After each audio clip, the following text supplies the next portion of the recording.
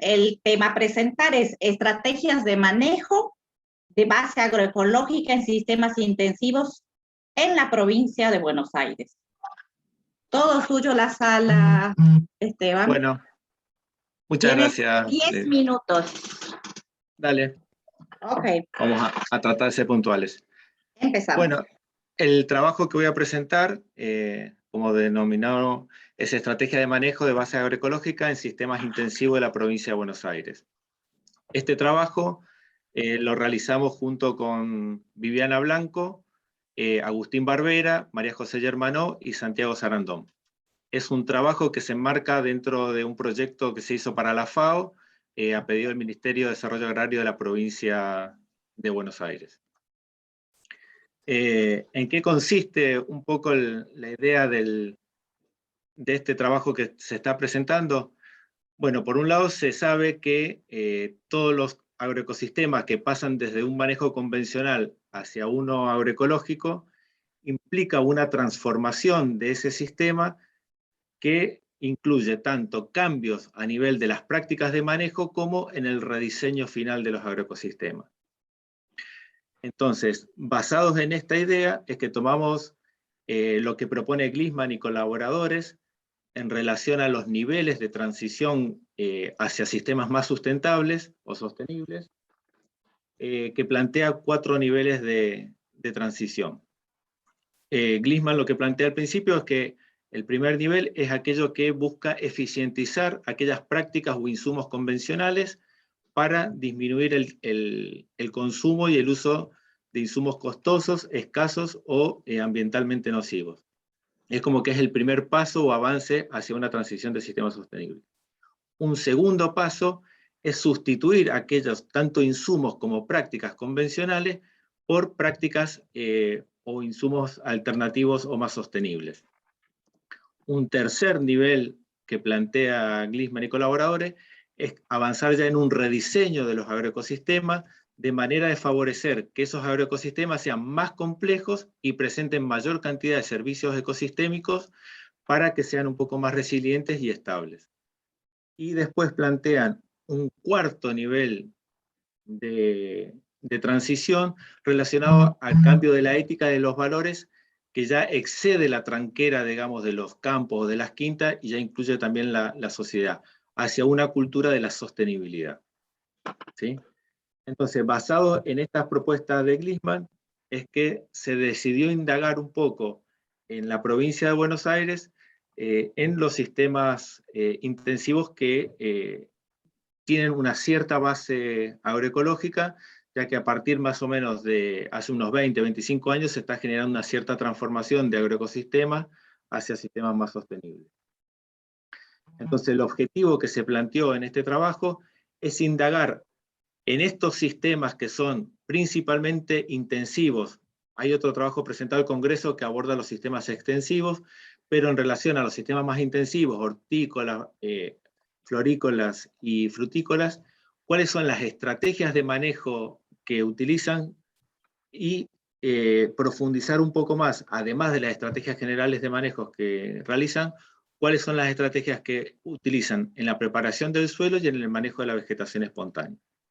Estas como que serían las áreas que se indagaron y buscaron trabajar en este trabajo. ¿Cuál fue la metodología empleada?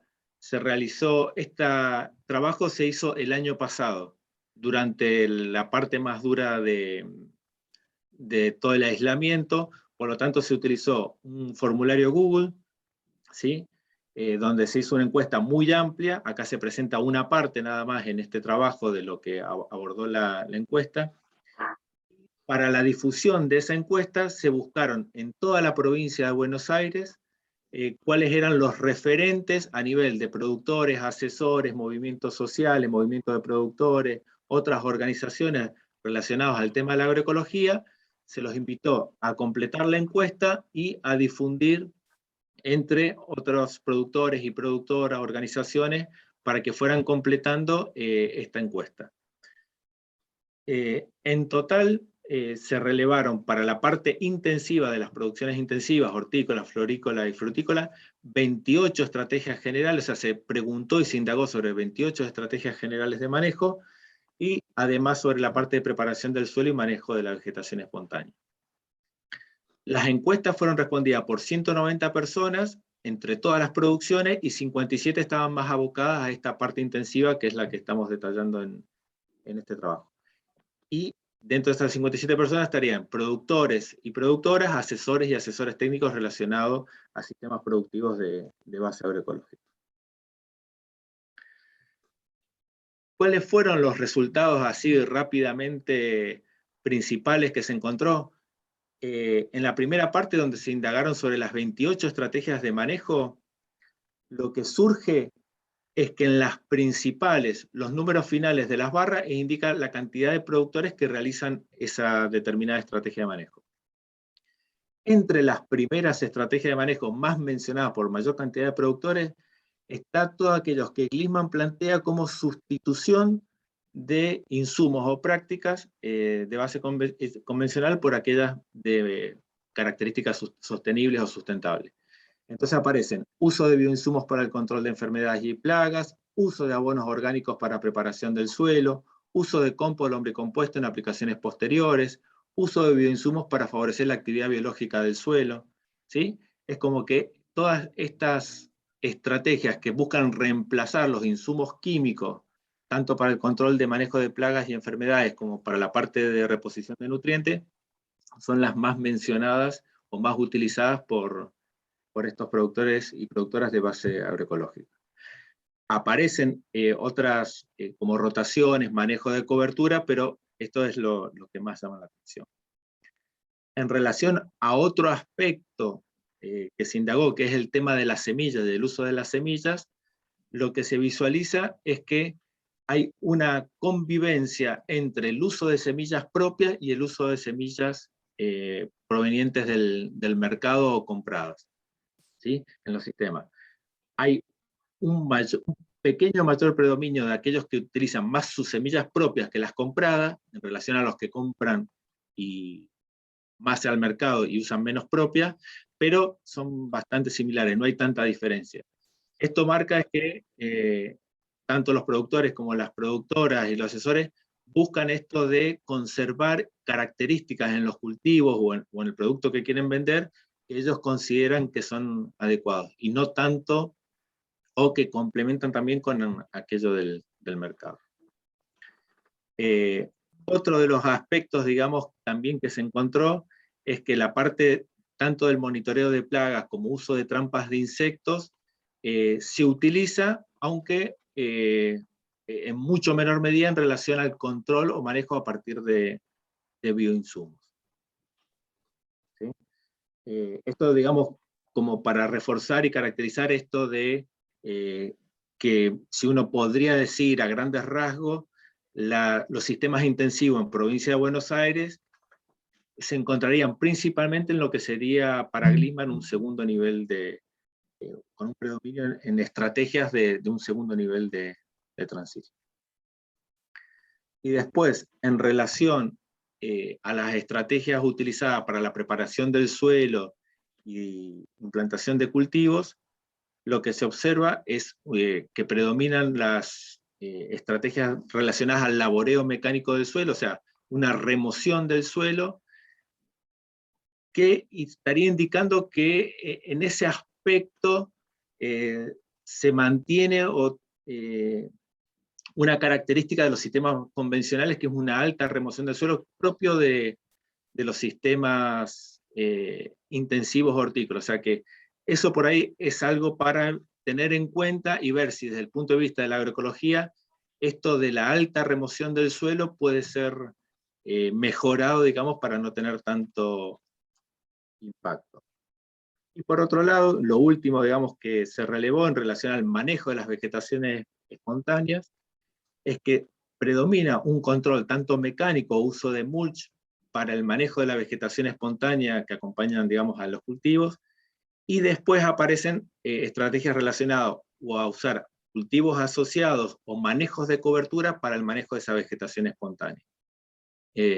Es decir que todavía el control mecánico manual o el uso de mulch, o sea, esa forma de evitar la vegetación espontánea como que sigue siendo un poco predominante, lo que indica que todavía, digamos, hay un camino para recorrer en el manejo de los sistemas intensivos de base agroecológica en provincia de Buenos Aires.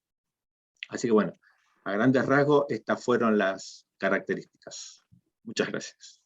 Muy bien, exacto en el tiempo. Pasamos a María Paleólogo, ¿se encuentra?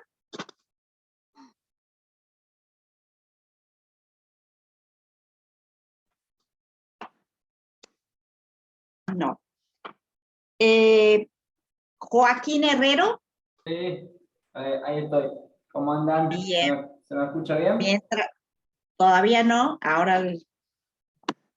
Bueno. Joaquín Herrero va a presentar horticultura y transición agroecológica de una familia productora del Quebrachal, Cinturón Verde de Córdoba. Bueno, gracias, Lady. Bueno, un gusto estar compartiendo en este congreso. Ya estuvimos esta mañana, así que bueno, vamos a aprovechar. Perfecto. Aprovechar el tiempo. Compartir.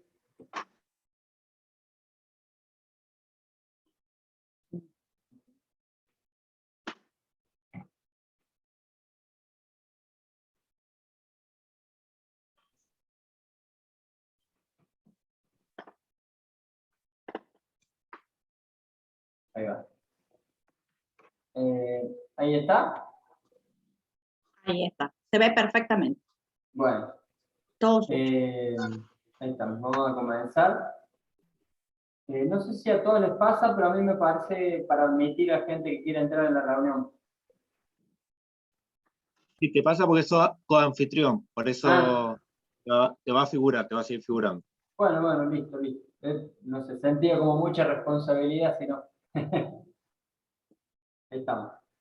La experiencia que voy a compartir la desarrollamos el año pasado y todavía está en proceso. Comenzó gracias al financiamiento de un proyecto de una beca de extensión universitaria. Y por supuesto, sosteniendo trabajo con otras instituciones del territorio, grupos de productores y productoras y organizaciones sociales que están trabajando en pos de la agroecología en la zona centro de Córdoba, acá en el Cinturón Verde. A ver. Bueno, para contextualizar un poquito, ver una imagen, por ahí quienes no han tenido la oportunidad de ubicar el cinturón. Bueno, aquí está la ciudad de Córdoba, hacia el oeste las sierras, el lago San Roque, con una provisión de agua para consumo importante. Este manchón verde, acá a la izquierda, un gran pulmón, una reserva, está en territorio militar, Reserva Natural de Defensa de la Calera. Y lo que era el cinturón verde, o que rodeaba toda la ciudad, actualmente se encuentra hacia el noreste, no sé si ven el cursor cuando yo lo muevo, y hacia el sureste, ¿no? Es decir, se ha fragmentado ese gran anillo que rodeaba la ciudad. Ahí solapé una imagen de una publicación de, bueno, compañeros de trabajo de la Cátedra de Ecología de la facultad.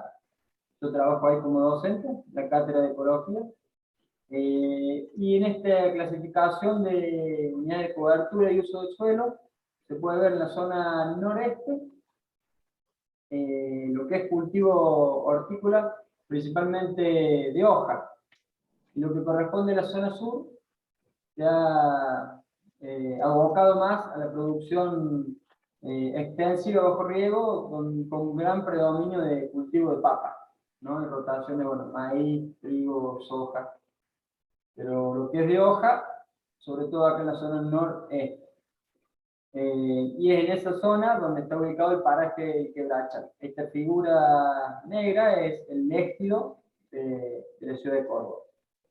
Vemos que, bueno, la actividad se extiende obviamente por fuera del ejido, pero una gran parte está dentro del ejido. Comparto un poquito el objetivo general y objetivo específico que había planteado para el proyecto. Cabe destacar que el proyecto, por supuesto, que se había redactado como un año antes de que tuviera el contexto de pandemia, pero bueno, lo cual me obligó a generar muchas modificaciones y adaptarse. Muchos de ustedes ya lo sabrán y les habrá pasado también. El objetivo general dice contribuir a la sustentabilidad de los sistemas hortícolas familiares del Cinturón Verde de Córdoba. Es decir, nos queríamos abocar con ese tipo de actor social, horticultores familiares. Y los objetivos específicos consisten en problematizar a los productores sobre el actual modelo tecnológico de producción y su escasa sustentabilidad, generar espacios de diálogo entre productores y equipos de investigación que están presentes en el territorio, seguir ampliando esa grilla de productores y productoras para que podamos seguir haciendo investigaciones e intercambio de conocimientos, y no siempre decae todo en pocos productores que ya están muy saturados de recibir a tantos técnicos y técnicas y demás de personas. También facilitar procesos de aprendizaje, generando instancias de capacitación e intercambio sobre prácticas agroecológicas. Poder llevar a cabo una parcela experimental. Y por último, el objetivo de divulgar prácticas agroecológicas en las escuelas de la zona. Hay varias escuelas rurales en las cuales asisten la gran mayoría de hijos e hijas de productores, lo cual nos era muy interesante poder articular. Al respecto, con las escuelas no pudimos trabajar, sin embargo está la puerta abierta y la predisposición de directivos y docentes para que vayamos a generar alguna instancia, ya sea presencial o virtual. Posiblemente este año podamos realizar lo que el año pasado no se pudo. Sobre la cuestión productiva más a campo, de unos 6 u 8 productores interesados en un comienzo, con una familia Jurado Farsi, logramos generar un lindo proceso. Establecimos una parcela experimental donde pretendimos aplicar diferentes principios agroecológicos, y el tamaño de la parcela fue interesante, al menos desde el equipo y actores o participantes del proyecto estábamos muy conformes, porque fue una superficie relativamente grande, 1500 metros cuadrados, con 16 rayas o bordos, rayas se dice vulgarmente a campo, ¿no? Con rayas de 85 metros de largo. Implementamos 8 especies hortícolas de consumo directo y 2 especies para las barreras vivas.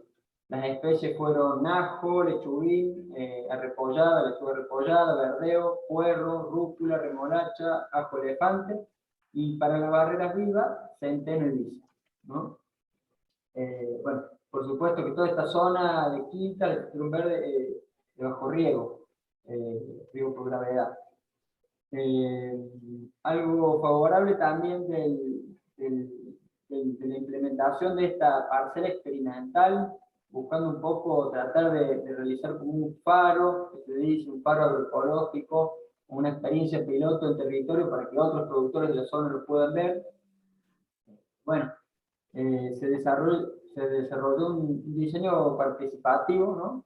Siempre tratamos de estar a la par con quienes nos reciben a campo, de poner en valor su voz, ¿no? Y escucharlos, porque muchas veces, bueno, vemos las cosas de diferentes maneras y se aprende mucho. Respecto a la ubicación de la parcela, como la idea era hacerlo 100% sin productos químicos, rápidamente nos pudimos poner de acuerdo de asignar una parte del campo en la cual no haya gran riesgo de deriva del mismo campo que es convencional ni de campos vecinos, ¿no? Entonces nos ubicamos alrededor de toda una barrera de un canal, hacia otra parte colindado con la represa y hacia el sur colindado con otra parte de una barrera forestal, por lo cual nos quedaba simplemente un lado de toda esa parcela descubierta que se sembró el cultivo de cobertura, la barrera viva. Y del otro lado también se sembró esa barrera viva. Sobre las especies a implementar, ahí sí requirió tanto el punto 2, 3 y 4, qué especies, cómo hacer las asociaciones y la barrera viva, sí fueron necesarios discutir, conversar y poder conocer otras experiencias, intercambiar charlas de manera de poder generar que nos entendiéramos, ¿no? No era la idea hacer algo bajado, directo y que uno ordene y otro obedezca, sino todo lo contrario, tratar de ir durante el proceso generando algunos acuerdos, entendiéndonos y... Le queda un minuto, Joaquín. Ay, papá, bueno, gracias, gracias. La especie a implementar se definieron según la demanda del mercado, el tiempo de conservación del producto, la experiencia productiva y, por supuesto, según la factibilidad de producir sin maquinaria.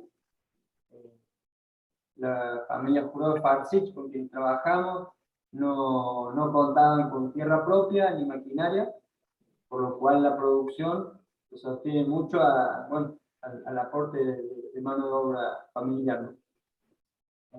Sobre las asociaciones tuvimos una gran lección, un gran aprendizaje, y en esto está bueno destacar de poder estar haciendo siempre una escucha activa con quienes trabajamos, porque a la hora de plantear las asociaciones no había mucho interés de hacer asociaciones en el mismo bordo o en la misma raya.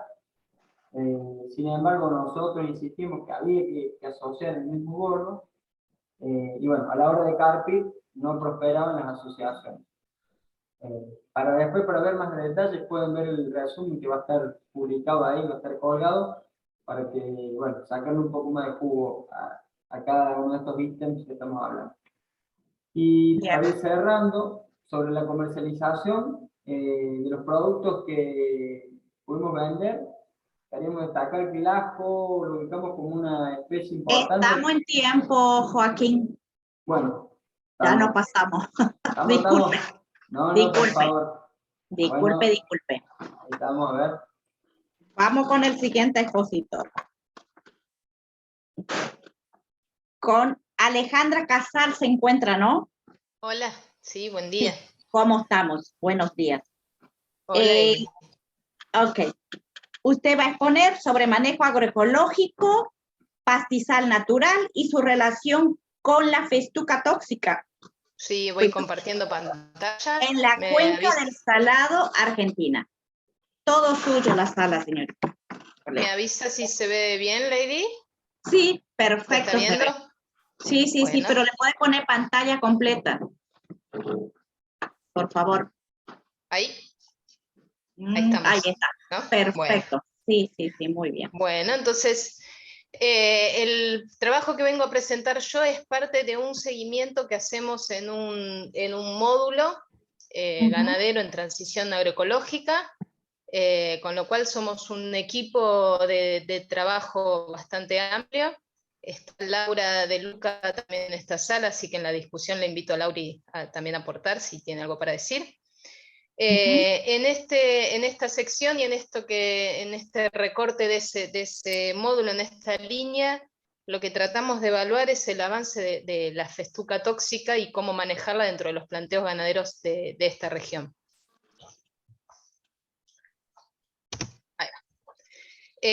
Ahí ubico la Pampa Deprimida, que es el lugar donde nosotros nos situamos, es el centro de la provincia de Buenos Aires, zona ganadera, zona de pastizales, y con pastizales con bastantes síntomas de degradación. Dentro de este esquema, dentro de estos pastizales encontramos diversidad de especies, tanto de ciclos primavera, verano, otoño, primavera, estivo, otoñales, y otros de ciclo otoño, invierno, primavera, cantidad de especies, pongo algunas, acá algunas fotos, y dentro de los procesos que se fueron dando en estos pastizales, en algún momento se introdujo pasturas con algún plan y de alguna manera un poco desmedida quizás, y se introdujo la festuca con relación con un hongo endófito, del género Epicloe. Este hongo le aporta a la festuca rusticidad, además de antiherbivoría, con lo cual pasó a ser un problema y pasó a ser una de forrajera especie invasiva para nuestros pastizales. Y hoy en día nos encontramos en nuestra zona con muchísimos escenarios de pastizal con presencia de festuca, y a veces en grados de dominancia. Esto lleva, perdón, porque hay algo que no dije muy importante, que le genera componentes le genera antiherbivoría, le genera rusticidad y la herbivoría también. Ese síntoma sobre todo se ve en verano, que le genera acaloramiento a los animales. Entonces, normalmente lo que se hace es cerrar los potreros que tienen mucha presencia de festuca en verano, no usarlos para conservar el estado de los animales. Entonces, cuando empiezan a elevarse las temperaturas, se cierra y encontramos situaciones como estas que no hacen más que beneficiar a esa misma especie, que como es de ciclo otoño-invierno-primavera, empieza justo cuando se cierra, es el momento en que se forma y madura la semilla. Y se vuelve a usar cuando terminan los calores, que es cuando le damos lugar, cuando el pastoreo le da lugar a que puedan germinar nuevas plántulas. Entonces, es un manejo que, si bien protege al animal de posible toxicidad, posible enfermedad, promociona la misma festuca, y nos encontramos con festucales cada vez más densos, y que van avanzando además, como estos. Otros lo que hacen es abrir la superficie de los potreros, hacerlos más grandes, para que se diluya el contenido de la festuca en el rumen del animal y sea menor la toxicidad, no sea tan dañino. Y entonces también nos encontramos con situaciones como estas, ¿no? Con selectividad, porque el hongo le da un componente antiherbivoría, así que también terminamos beneficiando a la festuca, porque se sobrepastorea las especies más palatables, y hasta tanto el animal se encuentra con la obligación de comerse esa festuca, comió varios rebrotes seguidos de las demás especies, ¿no? Generando parches y degradación del recurso mismo. Y en situaciones extremas se reemplaza el festucal para poner algún verdeo o alguna pastura, ¿no? Esas son normalmente las estrategias que más se usan ante el problema de la festucosis. Entonces, nosotros proponemos un manejo de alta intensidad y corta duración para convivir con esa festuca y para poder promocionar la dinámica misma del pastizal, ¿no? Evaluar, lo que hicimos es con pastoreos de alta carga instantánea, corta duración y en potreros chicos, evaluar qué es lo que pasa con la dinámica misma del pastizal y el estado, controlando siempre el estado del animal. Este es el módulo en el cual trabajamos, faltan algunos apotreramientos, no es el último planito, pero bueno, en el momento del ensayo era los potreros. Es todo en base de pastizal, salvo 2 potreros que ahí no están igualmente marcados. Las estrellitas marcan las distintas coberturas de festuca que tenemos en esos potreros. Hay potreros con mayores coberturas de festuca y otros con menores. Y lo que evaluamos fue, con este manejo de alta intensidad y alta carga instantánea, hicimos transectas y evaluamos en otoño y en primavera durante 3 años qué es lo que sucedía con las especies, ¿no? Y hicimos un análisis de correlación entre el porcentaje de festuca y la abundancia y la riqueza de las especies otoño, invierno, primavera, de las especies de primavera, verano, otoñales. Las analizamos separadas las anuales de las perennes, y nos dio, evaluamos estoy con la otra. Nos dio las mayores diferencias en primavera, que es el momento donde más vemos expresada la planta, con este manejo de cargas intensivas, de cargas altas, de cargas instantáneas altas. Las mayores relaciones las vimos en primavera, y en realidad vimos algunas correlaciones negativas con la riqueza de especies otoño, invierno, primaverales anuales, que en la mayoría no son nativas, ¿no? En su mayoría es ryegrass, es una especie naturalizada. perdón, sí estoy en las anuales. Y en las de primavera-verano no vimos una relación. No encontramos, que era una observación que nosotros veníamos viendo, ¿no? Que en potreros donde se controla con el pastoreo la festuca no afecta la dinámica de ese pastizal, que es una gran ventaja que tenemos en esta zona de tener especies durante todo el año. También consideramos que son pastoreos cortos, entonces hay una dilución que se genera en el rumen, no está todo el tiempo comiendo festuca tóxica, pero bueno, este era el valor que suponíamos que iba a dar y que nos terminó dando, que no hay relación con la riqueza de las especies primavera, verano, otoñales. Y muy baja con las de otoño, invierno, primavera, que es perennes. Este resultado de relación, de poca relación con las otoño, invierno, primaverales perennes, no lo podemos decir muy fuertemente, con mucha seguridad estadística, porque la cobertura de perennes invernales es muy baja en estos pastizales. Normalmente tenemos muy poca participación de especies perennes, de ese ciclo en nuestros pastizales, y entonces hasta ahí mismo nos planteamos el rol sistémico que pueda tener la festuca, que es perenne de ese ciclo, en nuestros pastizales como aporte, como bombeo de carbono, por ejemplo. Estas son fotos de un festucal, de cómo del manejo que nosotros ponemos, de hacer cortes, pastoreos intensivos y darle lugar y luz al ciclo que sigue de las demás especies, y entonces conservar la diversidad de nuestros pastizales y la dinámica estacional.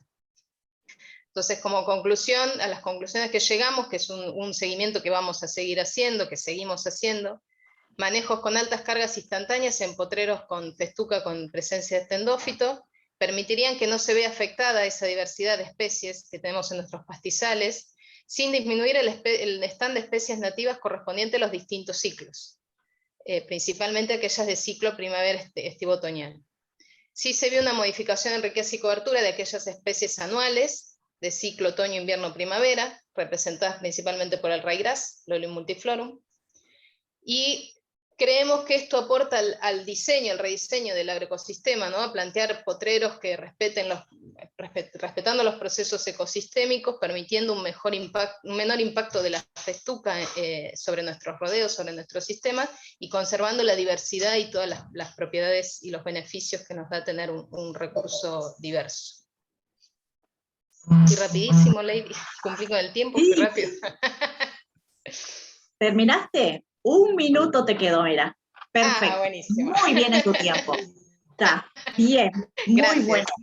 No, por favor. Ahora vayamos con María Paleologos. Mira que dejo de compartir. ¿Qué tal? Ella va a presentar el trabajo Efecto del uso del biopreparado Purín de ortiga sobre el rendimiento del cultivo de tomate bajo cubierta. Ahí puede compartir, por favor, su trabajo y tiene 10 minutos.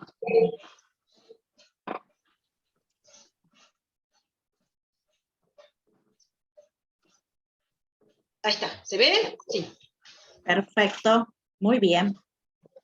Bueno, yo soy Fernanda Paleologos, voy a presentar este trabajo, Efecto del biopreparado Purín de ortiga, Urtica dioica, sobre el rendimiento del cultivo de tomate. Este trabajo se hizo, en conjunto con gente de la Estación Experimental de Gorina, del Ministerio de Desarrollo Agrario de la provincia de Buenos Aires, junto con pasantes, investigadores y extensionistas de la Facultad de Ciencias Agrarias de la Universidad de La Plata. Bueno, en el contexto de insustentabilidad productiva, que está asociada al modelo convencional, este contexto nos exige poder encontrar alternativas de manejo que permitan reducir y eliminar el uso de insumos químicos, fundamentalmente en productores hortícolas o en productores familiares, en nuestro caso, muy vinculados al cinturón hortícola de La Plata, zona donde se desarrolló el trabajo, ya que muchos de estos productores, se han visto afectados por los problemas generados por el modelo convencional, tanto económicos, ecológicos como socioculturales, muchos están en un proceso de transición agroecológica, y ellos, digamos, nos han demandado, y nos demandan permanentemente, poder aportar alternativas que les permitan, digamos, tener un manejo más sustentable. En este contexto, el purín de ortiga es un preparado casero que muchas veces es utilizado por los productores, y los productores de la zona han expresado que ellos encuentran, digamos, diferencias en lo que es el rendimiento, y que estimula el crecimiento de los cultivos. ¿Cómo se hace el purín de ortiga? El purín de ortiga, bueno, es un preparado, como dije, casero. Se hace con ortiga en general fresca. Esta ortiga se fragmenta, se troza, a grosso modo, y lo que se hace es una fermentación aeróbica. O sea, se coloca ortiga, más o menos en un volumen de 1/3 de ortiga, el resto se llena de agua, acá se ve en la foto, esa mezcla se revuelve para favorecer que ingrese oxígeno, se deja aproximadamente 10 días, siempre mezclando, revolviendo día por medio o todos los días, si es posible, hasta que deja de burbujear, y ahí se hace, digamos, una vez que ya digamos, se ha generado la fermentación, lo que se hace es, se pasa por un tamiz, se cuela, mínimo 2 veces, como para asegurar que digamos, no queden restos vegetales en el preparado, y esa solución, ese purín, posteriormente es incorporado digamos, diluido, ¿no? En el cultivo, lo que genera un aumento en el crecimiento del cultivo. Bien, a pesar de que los productores nos han manifestado que ellos observan un mayor desarrollo y un estímulo en el crecimiento de los cultivos, no hay muchos estudios que, digamos, hayan acompañado estas observaciones. Por eso el objetivo de este trabajo fue justamente evaluar el efecto de distintas dosis de aplicación del biopreparado purín de ortiga, y bajo distinto tipo de, o sea, distinta concentración y distinto modo de aplicación. El estudio se hizo en tomate, perita de variedad UCO 15 bajo invernáculo. Bueno, el trabajo se hizo en la Estación Experimental de Gorina, del Ministerio de Asuntos Agrarios de la provincia de Buenos Aires. Se usaron 80 plantines de variedad UCO 15. Estos 80 plantines se dividieron en 4 tratamientos, donde se evaluó, digamos, una concentración de purín de ortiga en 30% aplicado foliar, otro tratamiento con una concentración del 30% aplicado al suelo, una concentración del 10% aplicado al suelo, y un testigo. La aplicación foliar se hizo utilizando una pulverizadora, asegurándose de que todas las plantas sean humedecidas de manera homogénea. En el momento, bueno, digamos, el trasplante fue en el mismo momento. En el momento del trasplante se respetaron las concentraciones, pero todas las aplicaciones se hicieron al suelo para asegurarse un mayor enraizamiento del plantín, digamos, y partir de un estado más homogéneo. Posteriormente, cada 15 días se aplicaron, digamos, en cada tratamiento se aplicó la concentración y el modo correspondiente hasta, digamos, hasta finalizar el ciclo del cultivo.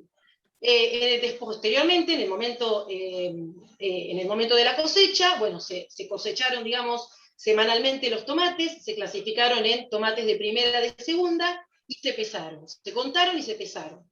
Se utilizó para el peso una balanza de precisión, y bueno, como se ve acá en la foto, y bueno, y estos valores se transformaron para asegurarnos una distribución normal, y se aplicó ANOVA y test de Tuchel. Bueno, se cosecharon 987 tomates de primera, unos 147 kilos, y 330 tomates de segunda, más o menos unos 30 kilos. Los análisis estadísticos mostraron diferencias significativas entre tratamientos en el número de tomates y entre la calidad de los tomates. Y cuando se hizo un test de Tuchel, se observó que el número de tomates en el tratamiento de purín de ortiga a una concentración del 30% foliar fue significativamente mayor que versus el testigo, digamos, o sea, sin la aplicación del purín de ortiga, y también versus ese tratamiento con una concentración baja de purín de ortiga. Lo mismo se observó con el peso de los tomates. O sea, se observaron diferencias significativas, y cuando se hizo el test de Tuque, también se observó que el peso de los tomates fue mayor en el tratamiento de 30% de concentración de purín de ortiga a un 30% foliar, versus el testigo y versus la concentración del 10% al suelo. Bien, bueno, la bibliografía, si bien no hay muchos estudios realizados que analicen el purín de ortiga, fundamentalmente en tomate, en general están todos hechos en lechuga, pero en general siempre se ha observado un aumento en el rendimiento y en la calidad del cultivo. Y esto, bueno, es lo que también nosotros observamos. En este caso, la aplicación del 30% foliar fue la que mostró diferencias, tanto en el número como en el peso de los tomates, versus una aplicación del 10% al suelo o un testigo. Esto se puede deber a que, bueno, el purín de ortiga es un biopreparado que, como lo dice la palabra, no solamente estaría aportando nutrientes, fundamentalmente nitrógeno, sino que además tiene un componente biológico que, contribuiría a favorecer un equilibrio de la biología del suelo, en todos sus grupos tróficos y en todos sus niveles. Por lo tanto, una mejor optimización y equilibrio entre la microbiología del suelo va a favorecer el cumplimiento de los procesos y de las funciones del ecosistema, como puede ser el ciclo de nutrientes e incluso la regulación biótica. Y además favorecería características también importantes para el desarrollo del cultivo, que estarían vinculadas con la cuestión más física del suelo, como puede ser mejorar la estructura y la aireación, además de aportar nutrientes. Y bueno, podríamos suponer que quizá la diferencia significativa que se observó en la aplicación foliar puede deberse a que quizá por temperatura o por distintas cuestiones, las raíces quizá no hayan podido absorber del todo el purín de ortiga al 30% aplicado al suelo, y por eso se observó un mayor crecimiento cuando la aplicación fue foliar. Así que bueno, según este estudio, que es preliminar y que nos da las bases para poder hacernos más preguntas y profundizar, podríamos decir que el purín de ortiga puede ser una alternativa para favorecer y estimular el crecimiento de cultivos en producciones hortícolas. Y bueno, la conclusión vinculada con esto sería que el uso del biopreparado purín de ortiga aplicado de manera foliar y a una concentración del 30%, puede favorecer el crecimiento y la productividad del cultivo de tomate bajo invernáculo, pudiendo constituir una alternativa más sustentable de manejo. Muchas gracias. Bien, en tiempo. Perfecto. Vayamos a Marcelo Schwertz. ¿Puede ser? ¿Así se pronuncia? Marcelo, ¿se encuentra? Hola. Buenas tardes. Buenas tardes. Él a presentar Senda del Camino de Paradigma, consolidación productiva y económica del campo familiar agroecológico, El Venado. Puede compartir su pantalla. Tiene 10 minutos. Bueno, como verán, no sé si se está viendo bien, sí. Sí, en pantalla completa, si le pone, por favor. Ahí está. Todavía no. Acá, bueno, Todavía. Si le pone pantalla, a ver. Modo presentación. No de presentación. Ahí está. Ahora sí. Perfecto. Tiene un delay. Así que bueno, como verán, nosotros estamos en Patota, acá en Guaminí, venimos a presentar una experiencia familiar, un campo familiar de 680 hectáreas del sudoeste de la provincia de Buenos Aires, distrito Guaminí. El campo se llama El Venado y es de la familia Best y Rezábal. Así que es un trabajo que escribimos junto a la familia productora y que, bueno, queríamos compartir en esto que siempre se plantea como uno de los las primeras preguntas, si la agroecología es viable o no. Bueno, la posibilidad de contarles estos 7 años ya de transición agroecológica del campo El Venado, un campo mixto, una experiencia que arrancó allá por 2014, acompañada por el municipio de Guaminí y por el Centro de Educación Agraria número 30, en el cual estamos hoy. Y bueno, así que me parece que la palabra más autorizada para contar la experiencia, y por eso están acá, es la familia. Así que vamos a tratar de cumplir con los tiempos y contar esta experiencia de 7 años, de un campo real, de un campo que existe, que se puede visitar, y que bueno, que tiene muy buenos números y muy buena economía como para mostrarla. Bueno, ¿querés hablar, no? Bueno, no, Norman, vos. Bueno, hola, buenas tardes a todos. Yo soy Norman Best y bueno, somos parte del equipo que estamos llevando adelante este campo, con mamá y Cecilia, está por acá. Bueno, y como bien decía Marcelo, que arrancó en 2014, arrancamos en una parte del campo con 18 hectáreas y ya para el 2015 se pasó a la totalidad en agroecología. Las 18 hectáreas fueron una especie de prueba piloto que nos gustó, y además nosotros ya veníamos analizando el tema de algunos años anteriores, pero no arrancábamos, y bueno, el puntapié fue Marcelo con el municipio y Eduardo Salvá. Lo que siempre paraliza es el miedo, y bueno, del momento que fuimos a Naturaleza Viva, que ya habíamos ido antes, vimos que esto era factible y de que funcionaba, y después, bueno, cuando Eduardo nos invita a la Aurora, a lo de Juan, bueno, fue el detonante de decir, bueno, esto es totalmente posible, es real. El campo de Juan es un campo parecido en superficie y en forma de trabajar al que trabajamos nosotros, así que realmente, bueno, eso fue un disparador instantáneo, ¿no? Por supuesto que solo siempre es difícil, con el acompañamiento de Marcelo, de Eduardo del municipio y del grupo de Guaminí, que son el grupo al cual pertenecemos y Marcelo coordina.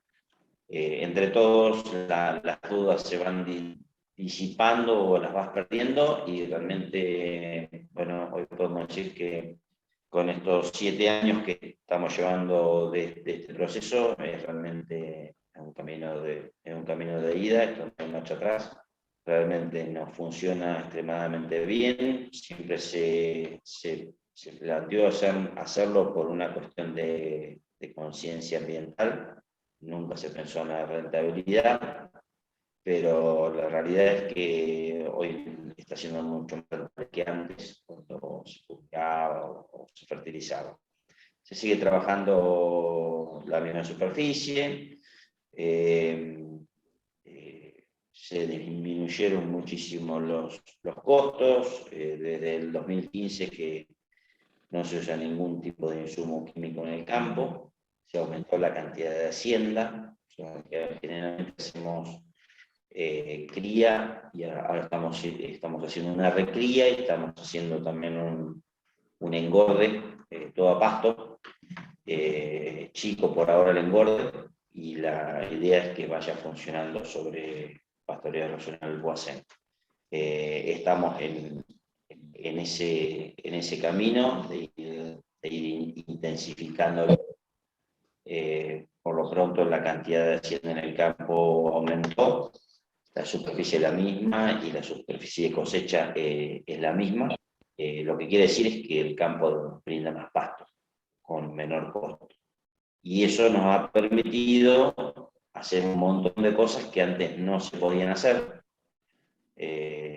Desde hacer alambres nuevos, restaurar alambres, parcelar el campo, aguadas, tranqueras, restauración de manga, compra de manga, algunos implementos que estaban faltando, restauración de la parte de edilicia, digamos, o de alguna manera adaptándola a las necesidades. Nosotros vivimos en el campo con Cecilia, nos fuimos a vivir al campo. Sí, eso es algo, creo que imprescindible, no suficiente, pero imprescindible vivir en el campo, estar con todos los días los pies en el lugar y recorrerlo, ver los cambios, después que cada campo es un mundo, cada campo es diferente, pero lo que es muy útil para todos los que quieran empezar la agroecología es visitar lugares en donde se esté aplicando la agroecología. Y después un grupo de apoyo, un asesoramiento, lo que sea, pero siempre un grupo de apoyo como Marcelo, porque eso es también necesario. Así que la verdad que esto funciona fantástico. El que lo quiera hacer y tenga alguna duda, es como decía Cecilia, lo mejor que puede hacer es conocer a otros productores y verlo en el lugar. Vas a un campo agroecológico, como cuando nosotros fuimos por primera vez a la Aurora, nos dimos cuenta que era distinto a todo lo que conocíamos. Se trabajaba de una manera muy parecida, igual que yo, pero el campo era totalmente diferente, y lo que lo hace diferente es el manejo. Y lo que Juan siempre recalcaba, y es lo que nosotros, es lo que perseguimos, es una tranquilidad económica financiera que nos permita seguir invirtiendo, generar mano de obra, generar innovaciones en el campo, para que no se pierdan los oficios que existen y un montón de cosas más que son realmente el motor que mueve el campo, si no eso no funcionaría. Así que bueno, por mi parte sí que les dejo, Mami, que cuentes lo que tengas ganas. Sí, nosotros desde el año 2014 empezamos, como dijo Norma, con muy poquitas hectáreas, siempre pensando en que queríamos seguir haciendo algo. Bueno, en el 2015 falleció mi esposo y yo, sin tener mucho conocimiento de todo, no tuve que aprender y tomé la decisión que fue muy importante, es decir, desde ese momento no entrara ningún producto agroquímico en nuestro campo. Desde ese momento se suprimió todo lo que fue agroquímico, porque pensamos que tenemos que tener una mejor calidad de vida, ¿no? Y bueno, para nosotros es muy importante esa parte. Además, una reflexión que la leí hace mucho tiempo en Misiones, donde decía que la tierra no nos pertenece, no la heredamos nosotros de nuestros padres, sino que nos la prestaron nuestros hijos para que se la cuidemos. Y creo que en este momento tenemos que escuchar las voces de la tierra, que nos están pidiendo a gritos que la cuidemos. Por eso hay tantos desastres ecológicos, o hay una gran, no sé cómo explicarlo, pero están pasando cosas que nunca habían pasado, y eso es porque no cuidamos la tierra nosotros, ¿no? Bueno, esa es la reflexión que yo quería dejar, y lo que nos movió también nosotros a hacer un campo agroecológico.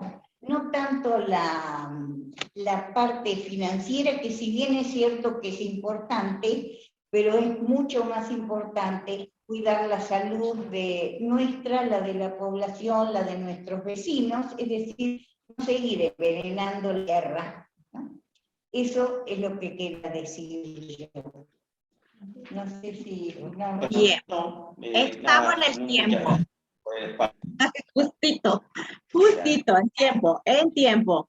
Vayamos al último expositor, Marco Benamú, si se va preparando. Dice, escorpiones de campos agrícolas capaces de detectar residuos de insecticidas sobre sustratos. ¿Marco? ¿Está por ahí? Sí, Sí, está. sí. Buenas tardes. Todo suyo la sala. Buenas tardes. Las Muy preguntas pueden hacer por el chat, por favor. Este es el último expositor.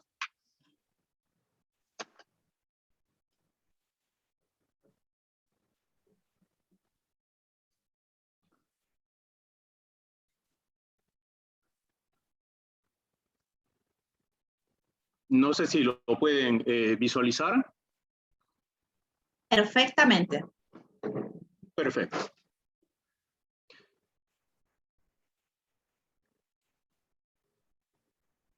Bien. Escorpiones de campos agrícolas capaces de detectar residuos de insecticidas sobre sustratos. Bien. El manejo de producción agrícola convencional se basa, como todos sabemos, en una alta demanda de producción de productos fitosanitarios, básicamente insecticidas para el control de plagas fitófagas. Debido al uso excesivo de los mismos, estos no solamente van a atacar a las especies objetivos, sino que también a toda la fauna benéfica que se encuentra alrededor.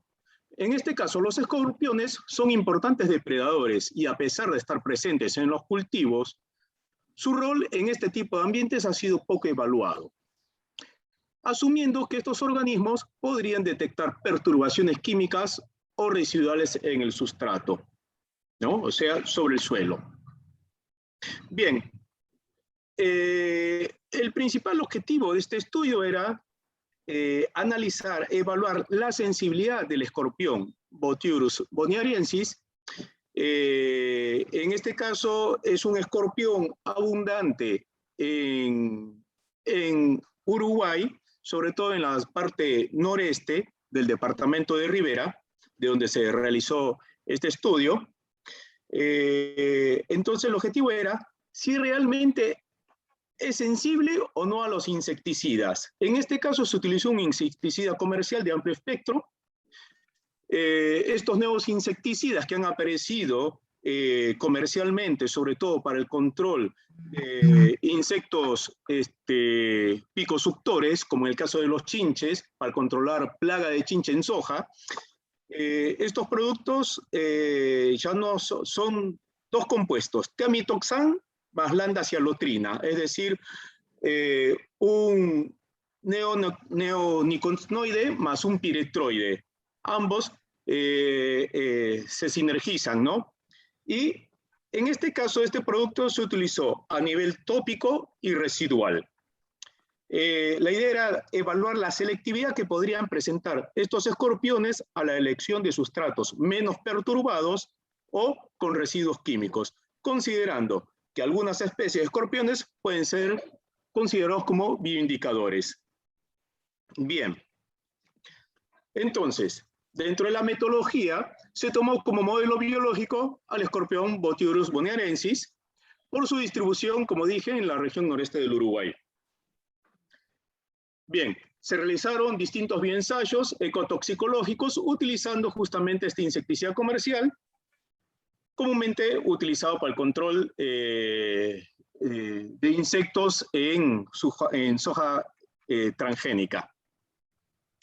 Para ello se prepararon concentraciones del insecticida más bajas que las recomendadas para el campo, es decir, que correspondían al 25%, 10 y 5% de lo recomendado. No los queríamos eliminar, sino queríamos saber a nivel residual si ellos los podían detectar. Bien, entonces, pero para ello se realizó una exposición tópica, es decir, por contacto, a través de un microaplicador, como lo pueden ver justamente acá en la fotografía. Es un microaplicador de tipo Hamilton. Se registró en este caso la mortalidad a los 30 minutos, 24 y 48 post tratamiento de cada producto, ¿no? De cada tratamiento, de cada concentración. Y también se realizó un bioensayo de exposición residual, utilizando las concentraciones del insecticida 25, 10 y 5% también, ¿no? Utilizando como sustrato en este caso, como pueden ver, discos de papel filtro. Se registró el desplazamiento de los escorpiones en placas de Petri con el tratamiento residual versus el control. El control no tenía absolutamente nada, solamente en este caso era el papel de filtro. Y bueno, y todo esto se registró a través de cámaras de circuito cerrado por un periodo de 120 minutos. Como pueden ver en la fotografía,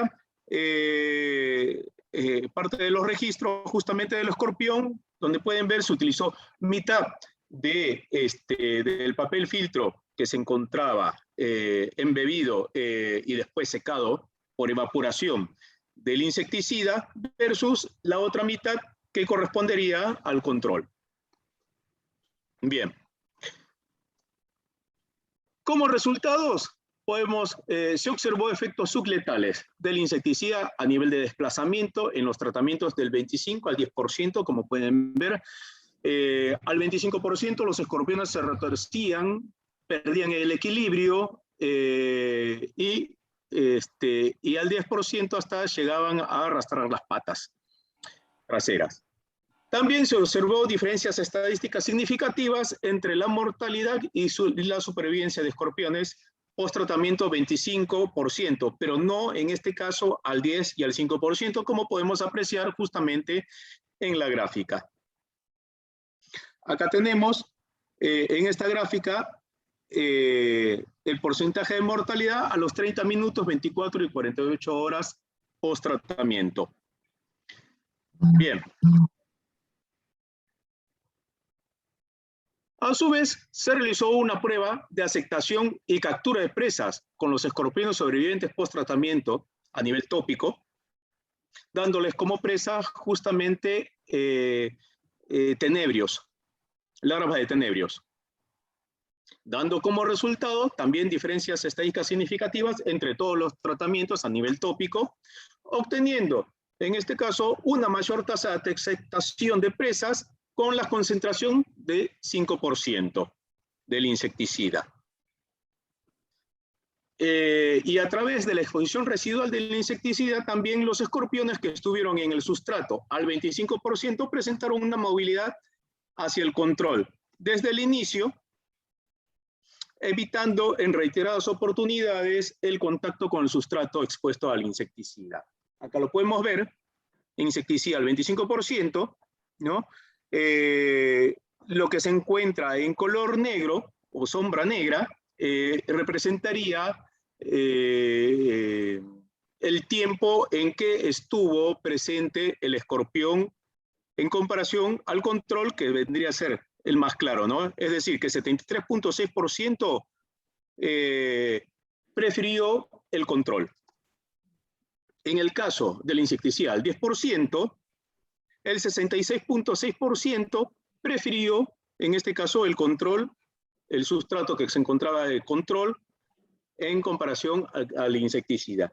Y el insecticida al 5%, es decir, una concentración un poco más, digamos, menos concentrada del insecticida, encontramos casi no había una diferencia de la preferencia del escorpión, ya sea para el sustrato con insecticida o con el tratamiento control, llegando a un 50.6% de preferencia en el control.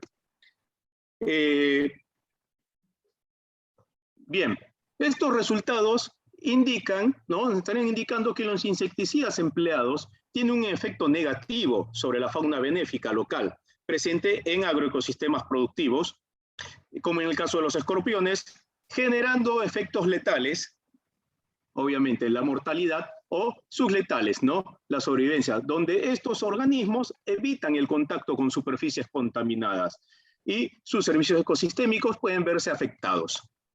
En este caso, tornándose el escorpión en un posible bioindicador por su alta sensibilidad a residuos de insecticidas en suelos agrícolas. Sumado a esto, a lo anterior, este tipo de trabajos estarían mostrando la relevancia de estudiar organismos no blancos y poco evaluados, como en este caso los escorpiones, evidenciando la necesidad de realizar este tipo de evaluaciones usando como modelo a la fauna local. Muchas gracias. En tiempo. Muy bien, Marco.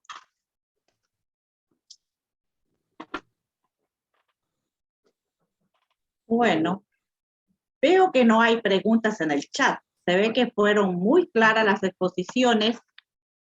Solo hay un complemento de lo del Purín. Dice que en la estación experimental Gorina continúan con el ensayo de Purín de Ortiga, con la biofábrica Escuela de la Universidad Nacional del Litoral, ¿puede ser? ¿O de dónde? La Pampa. Maxi Pérez. De La Pampa es el de La Plata. Ah, perdón. Perfecto. Como dije, parece que fue todo tan claro. Lo que sí, como moderadora, para hacer un cierre, voy a decir que las exposiciones realmente fueron muy variadas. Hubo parte de investigación que es muy buena. Creo que hay que seguir trabajando y después ya llevar a mayor terreno para ya llevar a los productores. Lo de la chacra agroecológica de la familia, a ver, déjenme que de Venado, la verdad buenísima, me hizo recordar a mi padre que también está en la línea agroecológica. Él tuvo 30 años de trabajo y no presenté el trabajo, no presenté la experiencia y está, digamos, o sea, que se puede. Poniendo en práctica los principios de la agroecología, creo se puede lograr producción. Así que de mi parte, no sé si alguien tiene que hacer algún aporte más, tenemos tiempo todavía, pero creo que fueron muy claras las exposiciones, bien variadas, hubo parte de ganadería, parte hortícola intensiva, extensiva, y lo último que expuso ahí Marco también, o sea, son investigaciones, digamos, que nos puede permitir evaluar toda esa cuestión, sobre todo en el uso de los agroquímicos, ¿no? Para evaluar. Así que, si alguno más tiene algo que decir, tendríamos que cerrar la sala. Muy buenas, ya les digo, las exposiciones. No sé si como moderadora les serví, pero traté de que sea o'clock los 10 minutos. Son las órdenes que tenía, ¿sí? Para que todos puedan exponer tranquilo y haya espacio para las preguntas. Facundo, está por ahí el soporte técnico. Bueno, terminamos las conferencias, las exposiciones. Así que hasta prontito, nos estamos viendo en alguna sala o en alguna conferencia. De mi parte, muchas gracias, muchas gracias. Perfecto, entonces, hasta luego. Hasta luego para todos. Gracias, hasta luego. Hasta luego, muchas gracias. Chao, chao. Chao. Chao, chao.